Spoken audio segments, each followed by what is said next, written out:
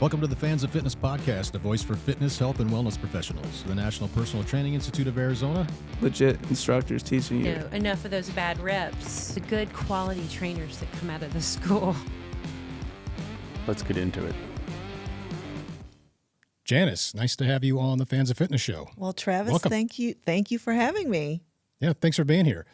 It is golf season, It is golf season here in Arizona. and that's what we're going to talk about today. Perfect. All things golf. I love it. So we reached out via LinkedIn. I was looking for somebody. I talk about this in class all the time about performance, movements, physiology when it pertains to different sports and stuff. And one of my favorite sports happens to be golf. So like I was telling the class, a great way to network is get on LinkedIn and find people within your community to talk to, either as mentors or just asking questions about how to run a business or whatever. Because as personal trainers, we do all that. But I was looking for somebody in the area to talk to or to network with that was a coach, a swing coach, a personal trainer, and has all the knowledge that you have. So what kind of knowledge do you have? When did this get started for you, becoming a coach? So I do the personal training side of things with the golf fitness. So I don't give golf lessons, but I do the golf fitness side. When it started, really, I've been in the wellness industry for over 35 years, which is kind of scary to be in it this long. It's a long time. I played tennis for 25 years, but in my mid-30s, knee pain took me out. I was done with tennis, so picked up golf in my mid-30s. So I've been playing for over 22 years. Well, after being in sick care for 25 years, I decided to get out of sick care, which is working in cardiac rehab and the pharmaceutical industry. It was time to create my own business, which was to get back into what I know as healthcare, and that is definitely personal training. And in the last year and a half, 2 years, I really decided to focus on golfers instead, just because we're so much fun. And I just love learning about how the body works in the golf swing and how we can make it so much better. Yeah, there's a lot of limitations with the golf swing, is there not? Oh, there are there can be, especially as we get older. Yeah, I think I've been playing for over 20-something, about 30 years now. About 30 years, not very well, and before I got in this industry, I was pretty frustrated with the game, and I always enjoyed playing, but I always left going, what am I doing wrong, and why does my back hurt, and why does this hurt, and why does this hurt? And it wasn't until I got in this industry that I realized that, if you're swinging wrong, if you have like a lack of mobility on your backswing, or you got thoracic limitations with rotation, or if you've got a lack of extension on your wrists, all these things play into creating or allowing you to create a painless, nice swing with no pain involved after the game, which was always my case. Every time I got done playing, my back would hurt. I played with numerous people that their backs hurt before they even started. Well, one, they didn't warm up. Well, there you go. You have to warm up. For 18 holes, I would hear, ouch, people grabbing their backs. And I just didn't understand why this was so prevalent in golf until I got in this industry. So it's less about the swing and more about the ability to swing, I think. I think so too. We have to have mobility, we have to have strength, flexibility in our body to have an effective swing. And if you don't have those three things, it's going to be hard to swing a club. And you can see it especially when you get into older individuals who play and who may be a higher handicap. When you look at their swing, it's just like, wow, but they can barely move sometimes. I'm shocked they actually can hit the ball sometimes. Yeah. But they don't hit it far for sure. Well, that comes down. I lived in Sun City for a while, and I would play a lot of those courses. And this is the time where we're getting an influx of people from the north coming down here to enjoy the sun for the next few months. Yep. Just being out on the driving range as much as I was when I was in Sun City, or Surprise rather, you would see a lot of really terrible, painful-looking swings. Yes. And a lot of frustration too. Right. Because I think, for somebody I played baseball for about 15 years, and in my brain, it's about swinging hard. There's no swinging soft unless in baseball, you're either bunting or you're swinging for the fence. That makes sense. At least for me. I think for most baseball players, I would think. So going out there with that mentality in the last 30 years, every time except for recently, going out there would just be like this imaginary fence that I'm trying to hit the ball over. And it's just when you lack mobility, flexibility, and you just reach for that mobility and flexibility that you don't have to get the club back further. So in your brain, you think you can supply more energy at the ball, which is actually the opposite. I think that's where a lot of people are mentally. They're like, swing with all your might so you get the max distance out of it. But at the same time, you're just ravaging your body when you're doing that. So, well, they compensate in so many other ways also, where they start bending their arms or they'll be dropping their hands. And I equate it to John Daly's swing, where John Daly hits it a mile. Yet the bummer is when we try to do that, we don't get the same result. His timing is perfection. But you're also not creating any width in your swing when you are trying, because a lot of people think, oh, I've got to see my club head over my shoulder, when you don't. A shorter, more compact swing typically hits the ball farther because your arms are extending, you're still getting rotation, and then you can fire through the ball and sequence yourself into a much better swing. Yeah. It's like Tony Finau. He's got one of the shortest swings I've ever seen. John Rahm, same thing. Very quick, very short, and very fast. It's like he's fly fishing.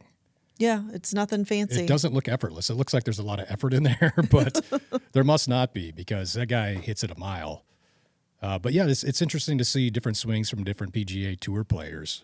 Some look like they are putting in more effort than others, where some are just unbelievably silky smooth, and you're like, how did he hit that far with a swing that looks like it's half of what I do? As far as like miles per hour club head speed, that looks like half of what I do, but that goes further. It doesn't make sense. I think Rory has probably one of the best swings. Yeah. I was watching him play or saw something of him this weekend, and I'm like, he's got perfect balance in his swing. I'm like, wow, it's so crazy. But then when you talk about swing speed, when I watch the women play, I find it very interesting because I feel the same way. I'm like, I know I'm swinging faster than them, and they would be out driving me by 50, 60 yards easily. Yeah. And I just like, how are you swinging that slow, yet you just crush the ball? Yeah. To the eye, it doesn't make sense. It doesn't make sense, but honestly, for a lot of just amateur golfers, watching the women is probably better for them to learn tempo to get a much better swing than it is to watch the men. I've heard this before. There's something to it. Because when I do slow down and I take my time and I just let it drop and then rotate, I'm like, look at that. Like, wow. Like, man, that went straight. Just swing to the fence, to the middle. Like, think like you're always hitting to center field. Yeah. That way you're going I've to heard go second down. base too.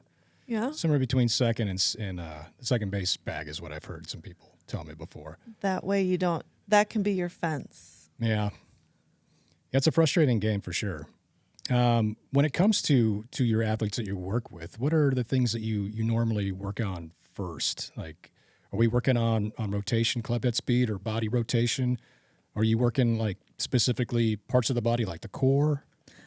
Yes. Just And yes. want to find yes, and yes. Want to find out what kind of imbalances they have first, for sure, to see what their tendencies are going to be. But then also want to work on building strength right away. Obviously, working on building the mobility. What are their weaknesses? Because that's what we need to tackle first. Is what are the weaknesses so we can start making that area, whether it's the thoracic spine, more mobile. Is it your hips that are tight that is causing back pain or knee pain, hip pain, or lack of lack of mobility in the swing? Yeah. So just want to find out what that is, so then we can just go from there. So I know we talked about this before, TPI, Titles Performance Institute, and I know you went through another certification as well. Have you fused those two to create an assessment that you think is really beneficial for people that are wanting to work with you? Like, say, I want to be a better golfer. Is there like a protocol that you use to find out what their movement patterns are? I do. So I have an assessment that I do online with people it's nice I can do it online. So I use some of the exercises out of the TPI, and then out of Golf Digest, they have some great assessments that I've learned through them. So yeah, I definitely use that as well. Cool. So you went through TPI level 1 and 2. And 2. And then you said, what was it, the readers? I have Golf Digest. Golf Digest. I was going to say Reader's Digest. Golf Not Digest. reading. Golf Digest has one, yeah. That's why it didn't sound right. And then actually Golf Forever, the swing trainer. Okay. They have a certification as well. That was good.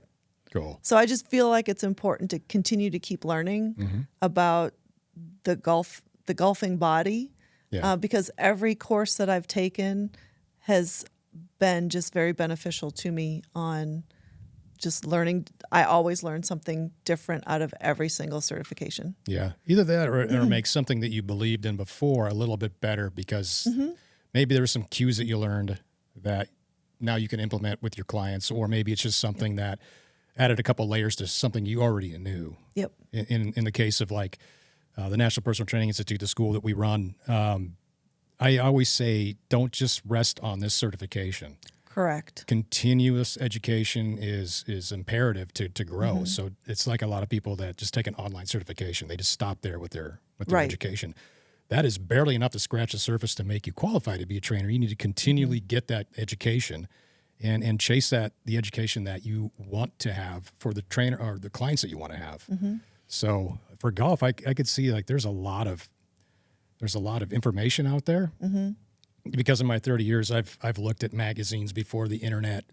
Right. Oh yeah, Looking magazines for like, sure. Like what was it, Golf Digest, I guess that was the major golf That- magazine for a long time, right? Yep. I look in there, and there was I forget, it was a Greg Norman or somebody who had that book. It's like considered like the Bible for a lot of people. Oh, probably Jack. Jack. It was Jack. I remember him talking about holding the grip on a golf club like you're holding a baby bird. Yes. I tried that, and I tried it once, and I'm like, this club's going to go flying out of my hands if I do this again. So I've always got the white knuckle up until recently. We've talked about this, but I finally started to take the brakes off a little bit instead of Good. white knuckle and everything. I'm just, hey, let's just let this thing fall. And then magic has happened in the last 2-3 years. I'm still not shooting great, but that's putting and chipping. But everything else seems to be straighter, and I don't have pain afterwards, which is pretty cool. Which is good because, and speaking of pain, because when you do just like choke your grip, that is going to be hard on your wrists. You're not going to get the mobility in your takeaway that you need. You're not going to get that wrist cock easily if you're just like totally like squeezing the crap out of your grip. It's not going to be beneficial to you. And it doesn't mean if you hold it like a bird, or I've been told like hold it like a tube of toothpaste. But it's just because you have to squeeze when you're going through your follow through. Yeah. But if you relax your hands before you start your takeaway, you're going to have a much more effective golf swing. I've noticed. Took a good thing. took a lot of years to actually do that. Yeah, it And does. it's It takes a frustrating. lot of, but golf is hard. I don't know why. It's to me one of the hardest sports out there. I thought after playing tennis for 25 years, I'm like, man, I'm hitting a ball coming at me 90 miles an hour. How hard can this be to hit a ball that does not move? Yeah, it's just sitting there. It just sits there and Yeah. like laughs at you, I think, some days. And then, but then to try to hit it well is a challenge. Yeah. Sure is. But it's fun. It is. Even on a bad day, all it takes is one shot to keep you coming back. And there's always one. There's always one shot. It might just be a 3-foot putt, and you're like, "Oh, I made it," and that was the one. Other times, it's something else, but it's gratifying. It scratches that itch for me, and has for many years. It's just the getting out there on the fairway, kind of getting out of the city. You feel like you're not in the city, surrounded by buildings. Get to see Right. some nature. I started getting my daughter into it. She's 8. Nice. The beginning of the year. Okay. So I went to PGA Superstore, got her a putter, and I got her a driver. Nice. That's what they recommended. They're like, just get her a putter, get her a driver, start with that. And when we were there, one of the guys brought her into a simulator. Oh, good. So does she have her own new set now? No, it's still just a putter and driver. Okay, darn. We got a little ways to go before we do that. But she seemed to have a lot of fun, and he taught her like 2 things: stance and grip. That's it. Perfect. He's like, don't teach her anything else. Don't overload her with information. Just let her swing naturally. She'll figure it out. She'll get her own rhythm. And then later on down the road, we can start implementing different things in the swing. So she enjoyed that. So we went to the driving range with her putter and driver. She lasted about 5 minutes and then literally started chasing butterflies and looking at bugs. So it was a start. It was 5 minutes. And then she started to tee my balls up for me because I still had a ton and I still had a bunch of hers left over that she wasn't hitting. So she just sat down Indian style and was just teeing them up for me. And she enjoyed that. But okay, good. Golf, I think, is good for a lot of things. Well, good for your body, but also your brain. It's a challenge. And there's always strategy out there.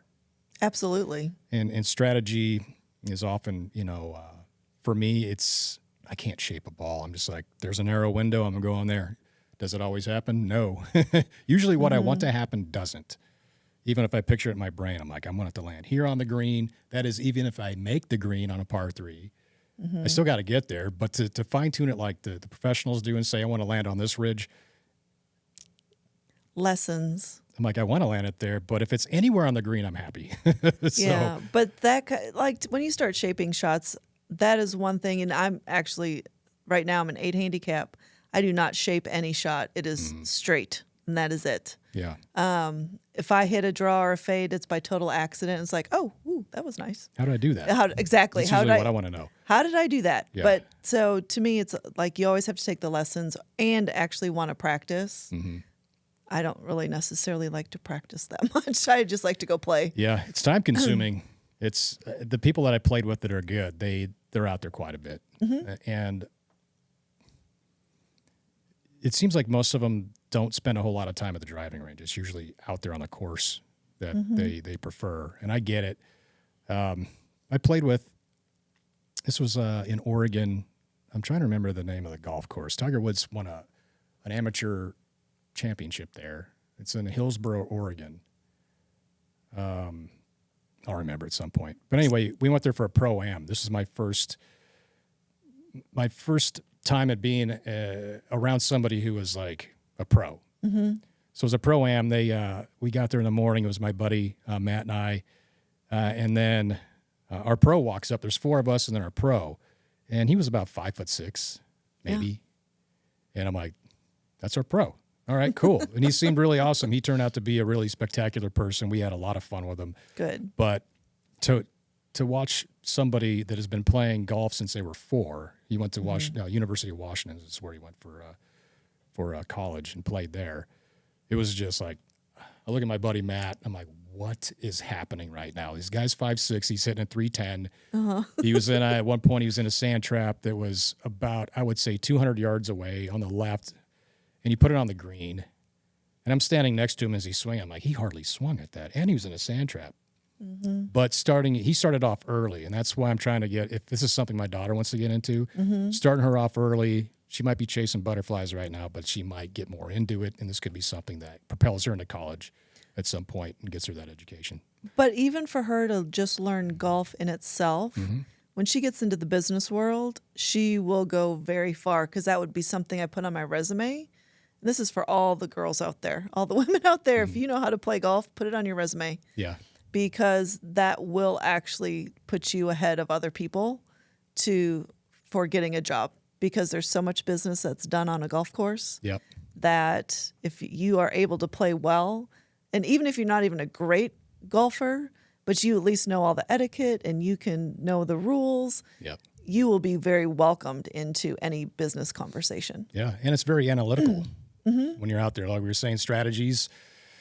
Your brain's always thinking of the best way to get someplace, and in business, that's often the case. How can we get there with the least amount of danger? Also, communication. You learn that on a golf course too when you're saying etiquette. Yep. It's also a lot of communication, so I can see how that would be very beneficial.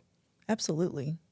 I love watching women out there playing golf and learning how to play golf. And the biggest tip I have for women is, A, go learn how to play, get into a women's clinic, and then ask lots of questions. And because then people will welcome you in and really want to help you learn how to play. Yeah. Because it's a spectacular game. It is. Kind of funny story how I got into it. I met a gal who played golf at her dad was a lawyer in St. Louis, and they had a what do you call that? A membership. So I had a membership to a golf course. I didn't know which one it was. I didn't know it was one of the nicest courses in St. Louis, where a lot of the sports team professionals play at. But I remember being at a driving range. It was our first date, a driving range, and I'm like, I played baseball forever. I'm going to hit this thing far. I'm going to show off, right? I'm slicing the hell out of these balls. They're going far, and she's just laughing at me. I'm like, but they're going far. Straight. They're going far. I mean, why are you laughing? I had the baseball grip and everything still. I didn't know how to swing a club. I just knew I could hit that ball that way, straight and then to the right. So I'm using her dad's clubs. At this time, it was like the Big Berthas. Those were I guess when they came out, they were pretty new. And I took a swing, and I felt the golf club get lighter. And then I just heard this spinning noise through the air. I'd hit the hosel, and the driver head went flying down the fairway. And she's like, my dad's not going to be happy about that. I'm like, oh. She's like, quit swinging so hard. Like, isn't that what you're supposed to do? But the funny story with that is that was our date. Every time we went out at night for a date, we'd always hit the driving range first, and we'd go somewhere else. We started playing golf together. She's a scratch golfer. Fast forward a few years later, she goes to college, full ride scholarship, and then she's on a episode of Big Break. Really? Yeah. Oh, how fun.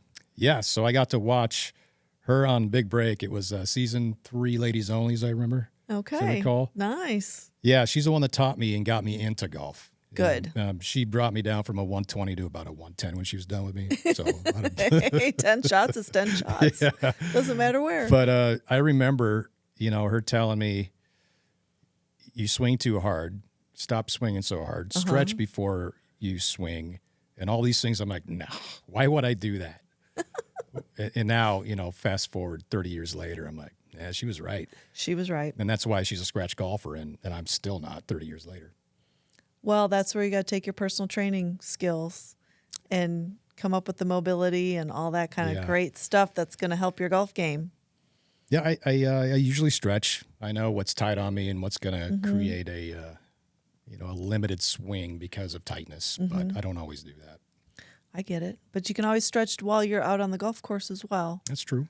Always, if you're riding in a cart, use the little arm rest to do some back stretches and do some hamstring stretches if you need to, or whatever. Use the curbs for calf stretches. And yeah, it's important. It's more important than I think a lot of people realize. Yes. If you pardon me, if you truly love the game, then you need to figure out what your limitations are and work on those. And a lot of times it's just stretching.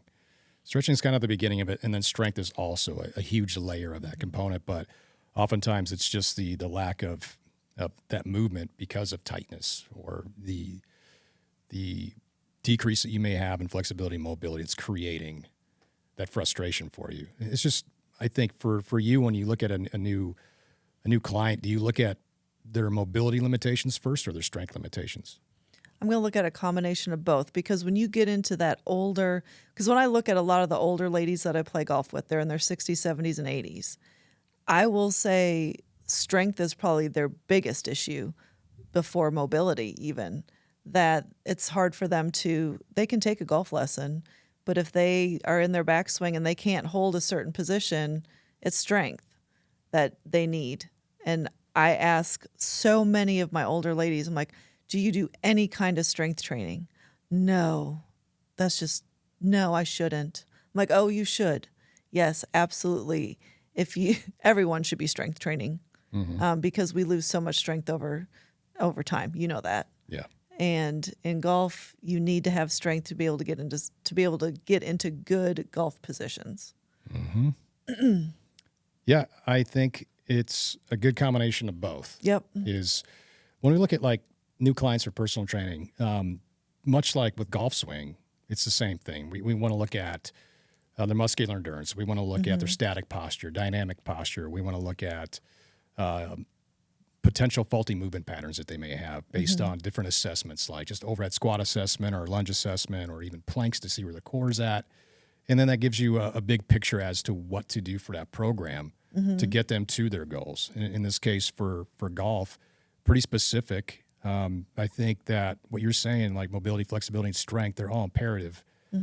not just for golfers, but for everybody. Correct. Yeah. I think everyone should do a golf workout. Because golfers, obviously, we rotate. When we're playing, we need to work and strengthen ourselves rotationally. As someone who doesn't play golf, if you're someone who sits at a desk, you are driving in your car, you sit on the couch to watch football, whatever, you're not moving rotationally. But how many of you know someone who is sitting somewhere, they go to reach for something, and the next thing you know, like, oh my God, I just threw out my back, or I tweaked my back. How many times does that happen? Or shoulder. Or shoulder, doesn't matter. And we want to make sure that if people actually trained rotationally, you're going to be strong. If you're just reaching for something, you're not going to tweak your back or your shoulder. Or your chances of doing that are significantly less. Yeah. Yeah, we're athletes. We're all athletes. If We're you're, all if you're athletes. living and breathing, you're an athlete. So being an athlete means you have to move through all three planes of motion. So we got sagittal, transverse, and frontal plane. Mm-hmm. Sitting, sagittal. A lot of things we do are sagittal, just forward and backward flexion, extension. But like you're saying, we also move rotationally, whether we know it or not. We do it all day long. And if that's not something that we're training to be stronger, then we're just going to be weak in that area. And then say you want to pick up golf, well, that's rotation. So if you're not strong rotationally, if you can't anti-rotate as you're following through with a swing, then oftentimes that's going to create some lower back issues or hip issues. So, And knee issues. And knee just works us all the way down to ankles. It does. So, so what's your typical client? Like what age? would you My say? average age is probably 55 to 60 Okay. is my average age. Yeah. And I kind of fit that same age, so it's perfect. What do they come to you looking for typically? They do want to hit the ball farther. Okay. Their big thing is hitting the ball farther and reducing injuries are the two things. Those are the two that I would say that are at the top. Yeah. Although I played with some people before that hit it 100, 150, 200 yards. Driver straight down the fairway, and then they're up on the green before I am almost every single time, that shoot in the mid-upper 70s. Meanwhile, I'm in the mid-90s. It's short game, and all the older ladies that I play with, I hate having to compete against them. I like it when they're on my team, Yeah. but to compete against them is horrible because obviously they get more strokes than I do. But their short game is deadly, where they can be, I could be like, okay, I'm on the green in 2, and they are chipping up for their third shot, and they put it a foot from the hole to one putt in. I'm like, okay, there we go. Yeah. Yeah, over in Surprise in the Sun City area, I would just go there by myself. I don't have to be with anybody. I like it enough to just say, I've got time. I'm going to go play 9 or 18. Go out there. Hey, what's your first opening? And oftentimes I wouldn't even book. I'm like, hey, do you have any singles on any tee times coming up in the next hour? And then they'll put me with the group or put me with another person. And it's humbling when you have somebody who's been playing for 40, 50 years. They already know that you don't white knuckle a shot. They've already got like plans in place for each shot. Where like your average like weekend golfer like myself, like I just wanted to get on the green. Where they're looking at the terrain a little bit differently than me. They're reading it. They look super relaxed, and I'm like, oh man. I hope this goes where I want it to. But I played with so many people that were just unassuming, very, very unassuming, that just smoked me. Oh, never assume what you have in front of you. Yeah. So I'm going to give a little advice to some guys. Just because girls are on the tee, don't go, oh my gosh, I'm playing with a woman, because a lot of times they can kick your butt. Yeah. Too much power can be bad, especially in golf. Well, and then what I feel bad about is for the guys, they try too hard, and then all of a sudden you start really playing poorly. Yeah. Versus the girl's just going to go play her game because she's used to Even playing keel. with men. Yep. It's no big deal. Yeah. And then she just goes to play her game, and then she'll take your money. I've seen it. Yeah. But I think it's great that you go out there and just go by yourself and get paired up with other people. It's fun just to meet new people. And then you get to just hang out with someone new and learn about them. And Yeah. You make friends out there. you make friends out there. That's what makes golf special. That's what I found with golf is it's not, you're sharing a common passion. Obviously, you're out there, and it's not hard at all to meet people that you're going to want to play with again. I've exchanged my numbers with so many people that I've just met on the first tee. Yep. And after the round, like, hey, let's do this again. That was fun. Right. Exchange numbers, and hey, you want to play golf next Saturday or whenever? And then it's like a little community that you're building of people like-minded that share a passion that you do. Yeah. So for that, it's a lot of fun. It's also expensive, or can be. It can be. It'd be nice if prices came down. Not right now. Not right now. Peak season. Oh, it's peak season here in the valley. There's a course that I've been wanting to play since I found out about 4 years ago. It's Quintero. It's very nice. I have. It's very nice. I've seen a drone footage going over each hole. It is stunningly beautiful out there. It is. It's hard. It's a hard, tough golf course. I heard it was. Greens are tough. Yeah. It's typically breezy out there, but it's good. It'll be a nice challenge for you. What's your favorite course here so far? Oh, my. If you had a top three, what's your top three courses here? Weekapaw, Okay. Sohoro course. Champions at TPC. Haven't played it. Not the stadium. I like the one across the street better. Okay. I just feel like it's more of a challenge. Mm-hmm. My third one, actually, I'm going to say Tatum Ranch. I'm a member at Tatum Ranch Golf Club. Tim, that's Cave Creek? Uh-huh. And I love it. Yeah. Yep. Man, I would love to be a part of a golf course someday. Just not on the left or the right side of a par 4, middle of the fairway. Exactly. Behind a par 3 would be ideal. Yes. Yeah. That's one of the things that petrifies a lot of people is being on a golf course with houses on the right, lining the left or the right, because most people, they don't know where the ball's going to go. Right. I've been there, still am sometimes. With some courses, when I see a lot of houses, I'm like, oh. And then it gets in your head. You're like, don't do this. And the moment you keep telling yourself not to do this, you either do that or you do the complete opposite. So saying don't is the worst thing you can actually do. Don't do this, or don't go in the bunker, don't go in the lake. Yeah, don't do this. That's exactly what you're going to do. You need to say what you want to do. So it's like, I'm going to hit this ball down the middle. That's it. Yeah. I have a girlfriend that I play with, and she's always telling me where not to hit. I'm like, Debbie, where do you want me to hit? She goes, oh, I just want you to hit down the middle. I go, that's all the instruction I need. I don't need the dissertation of the 12 other places you don't want me to go. I just want to know, where do you want me to go? Right. Because that's where I'm going to hit the ball then. Would you say most professional golfers have like a, not a swing coach, but like a... Yes. What would you call, like, the people that are there to help, like a sports psychologist? Yes. I think that there are, I would say a bunch of them do. Not that do everyone, no. However, I think it's good if you feel like you are kind of stuck in a rut with your golf game. The mental aspect is huge. It is so huge. And this is one of the stories that I tell a class every term too. I met a guy named Blaine. Blaine was a TPI 1 certified guy who was a swing coach at a place called Red Tail in Beaverton next to the studio that I was an independent trainer at.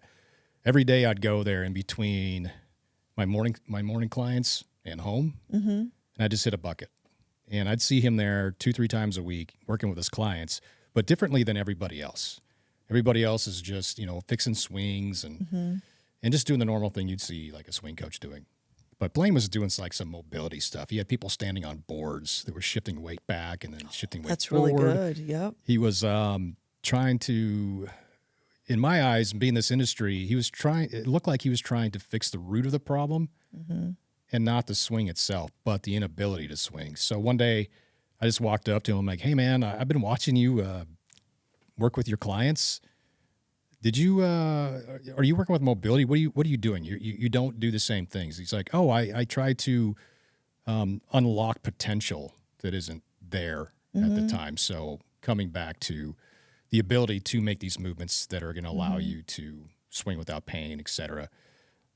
We became friends pretty quickly after that. He had access to golf courses. I didn't because he had a PGA Pro card. Right. So we were playing on courses that I just drive by and go, man, I wonder how much that costs to be a member because you can't just walk on. Right. And we were at one of these courses, and I took a 5-iron out of my bag, and I think these were my exact words. I said, I hate this club. Blaine heard me say that. And he's like, hey, Travis, put that club back in your bag. Mm-hmm. Like, all right, well, you're the golf guru. Okay, I put the club back in. He's like, start all over again. Yes. And he even did this, and I'm aware of, breath work and all that. We talk about this at the school and how important that could be. Well, he had me do 4 rounds of square breathing in the middle of a fairway. So I did it reluctantly. I'm like, I look silly. What are we doing? We're on a golf course. I just want to hit the ball. So I did 4 rounds of that, and then he's like, now what I want you to do is take that 5-iron out and tell yourself out loud that this is the club, this is the distance, and hit it. Mm-hmm. I hit it within 10 feet of the pin. It was about a 205, 210-yard shot. It's the purest, best 5-iron I've ever hit to this date. Maybe you need to take that tip that you just told yourself of doing that breathing out onto when you're out on the fairway or on the tee box. Mm-hmm. Try that sometimes and be nice to your clubs and talk to them nicely. And maybe you'll start doing that more. How about that? You will be doing that more where you hit better shots. And therefore, you're going to lower your score. Maybe someday. I've been chasing 70s for 30 years. I don't know how I haven't done it as many times as I played. I've come so close to where the last hole, I'm like, all I need to do is bogey or better, and then I'll triple it. So there's. I was just going to say, do you keep track of your score? Yeah.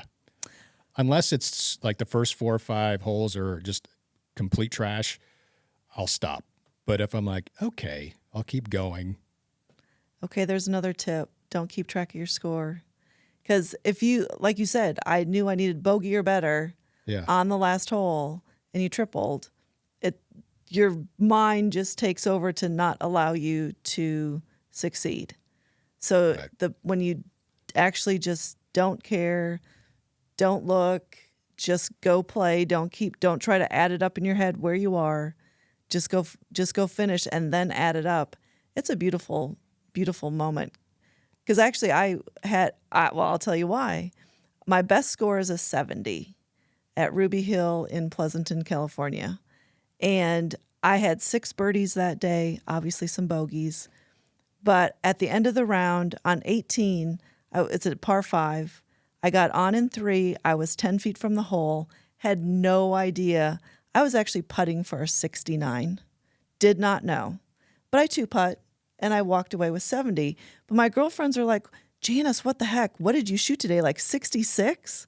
I go, oh my gosh, I have no idea what I shot today. I go, let me tell you in 2 minutes. And so I went and added up my score. I'm like, oh my gosh, I shot 70 today. But then I was like, oh my God, I could have shot 69 today. How crazy was that? But I guarantee you, had I known on 18 going in that I was shooting, or I potentially could have shot a 69 or 70, I would have ended up with a 72 or 4. A good old 3 or 4 putt. That, or I would have been in the water because there's water on that hole. Yeah. But that's why even when I play tournaments, I do not keep track of where I am. I just go play golf. Yeah. Because otherwise I will just mess it up. And don't want to do that. No self-sabotage, yeah. No self-sabotage. And I think we're guilty of just taking the fun out of the game when we're just like, oh, I just started off hole 1 with a triple. Mm-hmm. The game's ruined. Why bother? And it's really not. It's the first hole. There's a lot of golf to play. You can make a lot of birdies. There's a lot you can do. Or even if you go par out for the rest of the round, good Lord, then you're only 3 over for the day. Yeah, that'll never happen. See, you cannot have that attitude. I can safely say I don't think that's ever going to happen. But well, see, you're right. It won't ever happen. You can't tell me you tell your students to have that attitude. Yeah, I bet you don't. I don't. It's just me. It's just you. So you've got to change your attitude for golf. You're right, Janice. Come on, Travis. All right, Josh, next time we go out and play, we're going to do square breathing. We're gonna talk nice about our clubs. We're not going to get mad. They're your favorite clubs. Everyone is your favorite club. If it's being sassy, it's okay to put it in the bag and keep it there. There's times when my driver has decided it does not want to play that day, So guess what? It sits in the bag. It watches my 17-degree hybrid hit off the tee for the rest of the day. You take it out of timeout the next time, and maybe it behaves better. It does, and it always behaves better later. That's It gets jealous. It gets jealous that it has to watch the 17-degree hybrid play. All my clubs are bad. Oh, then he needs new clubs, I guess. You need some new set that you like. It's a nice idea. So how can people find you? And I've seen you're on LinkedIn, but do you have any other places that people can find your services to help them swing better and feel better? They can on Google. I'm on Google with jtfitnessandgolf.com. And then I am on Instagram, JT Fitness and Golf. I just don't work the Instagram like I do the LinkedIn. Yeah. I just really prefer LinkedIn and reaching out to people that way instead of the other social medias. Yeah. But so I like the business aspect of being an entrepreneur. Do you find that like right now that more people are coming down south, the business is picking up? It'll pick up in January. We've got, we've like typical fitness stuff. Yeah. This time of year, obviously with the holidays just around the corner, that's their excuse anyways. Like, oh, I'm too busy right now. Right. Okay. But they can play golf 4 days a week, but okay. Exactly. I'm like, the people that are coming down here from the north, they're retired to come down here to be in the sun and golf. Exactly. But they still want to start in January type of thing. It'll pick up then. Or until they hurt themselves. I need to fix something. So yes, absolutely. Yeah. Anything else to add? Yeah, on my website, I do offer a free ebook.